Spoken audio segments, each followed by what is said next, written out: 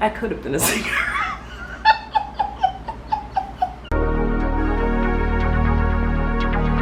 Hi, it's Danny. Welcome to my dark desk. Grab your sippies, grab your puffies, because we're going to talk about 90 Day Fiance. A couple we're going to speak about is Catie and Josh. Now, I did, I believe, a recap of episode... Did I do episode 4? They might not have been on episode 4, so we're going to skip to episode 5 and 6. And yo, your girl Catie is on one. The opening scene is him supporting her OCD check. She talks about stories where she left things burning on the stove, almost burned down the house. Now that led to her having a tick about checking the oven to make sure the oven is off. They move out of the hotel, and as they're packing their stuff to go to their new apartment, she can't remember if she did a virtual tour of the apartment at all. While they're driving to the new apartment, Catie talks about last night, the welcome party for Josh, and she was asking her friend if she kissed anybody, and her friend was like, no, she didn't kiss anybody, but she was asking friends for kisses. And Josh was like, oh, you did that? And she's just like, oh yeah, weren't you there? And he's just like, no. And she's just like, oh well, you know, I asked them for kisses, and it's not in a sexy way, it's just like, you know, to say I love them so much. And I'm like, then why wasn't he there when you did it? Like, she does a lot of shit when he's not around. Do you notice that? Like, the way she's just like, oh, you weren't there? You knew he wasn't there, because drunk you knows how it would make him feel if you asked other people for kisses right in front of him. He doesn't like it. And so he says, he calls it out as being disrespectful. And she doubles down. She's like, oh, it wasn't sexy. It was just, you know, I love him so much. She wants to kiss everybody. But these are people she had sex with. Didn't she list like 3 people she had sex with and that she's trying to kiss? Like, girl... The disrespect. So they arrive at the apartment. The apartment is concrete. It looks like an asylum, or at least what I think an asylum or prison looks like. She's like, it's giving bomb shelter vibes, and I agree. That's the only time I'll agree with Catie. He's like, oh, it's not so bad. So Josh isn't so upset, but they start unpacking her stuff, and her mattress is a biohazard. It has stains, it has hair, it's gross. She didn't put a mattress cover on her bed in a storage unit, and I'm gonna tell you this, as somebody who's had to store their stuff on various occasions, wrap up your mattress. When you're moving, wrap it up, because you don't want where you put your clean, restful body on filth. You need a mattress cover. Also, I'm from a city had a notorious bed bug situation in 2012 to 2015, and it's still probably going on, but we're not going to talk about that because trauma. My God, wrap your mattress up. She pulls out a box that says not safe for work, like she labeled it, and then she pulls out a strap-on, a dual strap-on. Why do we need this? We don't need this. We don't want it, and it's gross. Because seeing her mattress, you know that thing is filthy. You know she's the type of bitch who don't wash her sex toys. And if she does, she uses Dawn, or she throws it in the dishwasher with her dishes. It is not okay. You do not wash your sex toys with your dirty dishes, and you do not wash your sex toys with like Dawn or hand soap. Man, she gross. She'd be kissing everybody. She's filthy. Her mattress is filthy. Her life is in disrepair. She paid for movers just so he wouldn't see her storage unit, the disrepair that our storage unit is in. Okay, there's some kind of messes that are like, all right, this is not so bad. And there's some kind of messes that is like, ew, ew, ew, ew, ew. And that must mean she sits on her mattress without like covers or sheets?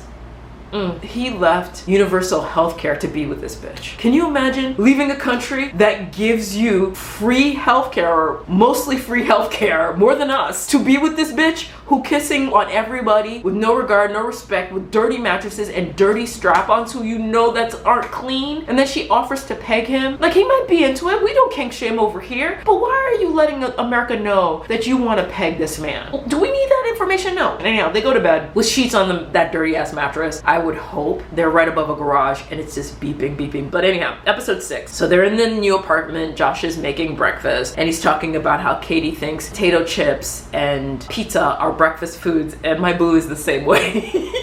The way he be drinking his coffee while eating pizza, he's adorable. Anyhow, Catie comes into the house. I don't know where she was, looking like Casper the Friendly Ghost. With women, I try not to shame them because the way you look. However, girl, you need some contrast in your face. Like she had a sheet over her head. She looked so pale. I was just like, oh, get that. Where's the sun? It was so jarring to see her without any makeup. She looks like the grown-up version of Children of the Corn. Just spooky. She also admonishes him for how many eggs he's using, and she's like cage free and free ranges are bullshit, so don't spend money on that. She's like really holding purse strings. They sit down, they have breakfast, and he's like, I would really like us to get furniture, because they're on the floor. They're sitting on a cheap yoga mat and eating breakfast on the floor. And I have a feeling they didn't mop or sweep the floor before they sat their asses there. He says, I want an ironing board, and she asks him why. He says, because I want to iron my clothes. But then he says he wants dining room table and chairs. And she's just like, well, that's stupid. And that's what their conversation devolves into, them calling each other stupid. She says she doesn't trust him with money because he bought a pair of $400 glass. And he's just like, well, I have been in charge of multi-million-pound corporation. Like, I was in charge of budgeting. I know how to manage money. And if I can afford it, I'm gonna buy it because that's what I like to do. But she wants to keep it cheap because she doesn't have a job, and he doesn't have a job because he can't work yet, but he has savings and she has savings. But she refuses to want to buy actual furniture. She wants to get free furniture from her friend. They're very much not aligned with money, and they keep calling each other stupid. And I'm gonna tell you this right now, if you're calling each other names, this shit's not gonna work, because you are attacking each other and not the problem. If you see each other as the problem, you're not aligned. You're gonna break up. This is not Debbie and Mino ugly, but this is not pleasant at all. This is horrible communication, calling each other stupid for expressing their needs and wants. He says they're not destitute. She says, well, you're stupid with money. And he's like, well, you're stupid. And then watching them fight was exhausting and irritating. She's worried about rent because she picked a very expensive place to live. And that's on you, boo. What you should have done is found a safe but cheaper place to live and buy furniture that can last, that could survive multiple moves, because you don't plan to stay there. Say you find a job and it's across the other part of the city. You're not going to want to stay there because the expense of gas driving through a city is a lot. So you sign 1-year lease and then you move. She says she's strategic, but she's not. So they go to a furniture store and they are arguing in the store, and I'm like, oh my god, it's so horrible to argue with your partner in public. She thinks he's impulsive. Mind you, this heifer can't keep her lips to herself, but she thinks she's like the better planner. She wants to get free stuff. She's like, you're supposed to be the house husband, so you figure out how to get cheap stuff. She really needs it to be cheap and or free. And my thing is, they're about to spend $300 on a couch. That's pretty fucking cheap for a good couch. My couch right now was $150, and I had to get memory foam for $20 to make it virtually comfortable. I have to cushion it up because I only had a certain amount of money. Like, I'm not rich, but like, you have two potential incomes and you have two sets of savings. You could afford to spend $300 on a couch that will last. If you're getting something for free, it's usually broken or dirty.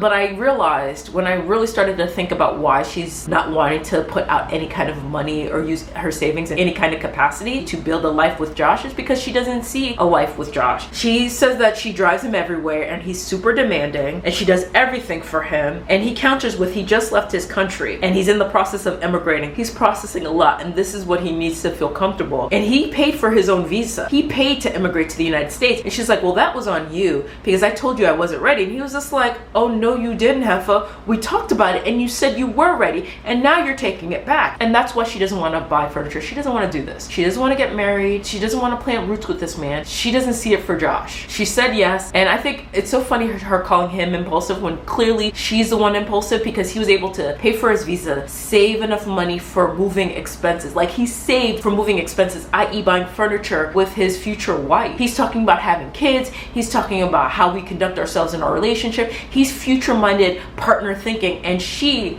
is just like thinking about her own self and her own pleasure and her own comfort, and calling him stupid because she was the first one to call him stupid.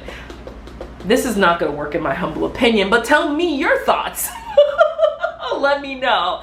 So thank you so much for watching. Please be sure to like, comment, subscribe, hype, do as you deem fit. Keep your sips, your puffs, whatever you use to cope close, but your instant closer, and I will be sure to catch you on the flips.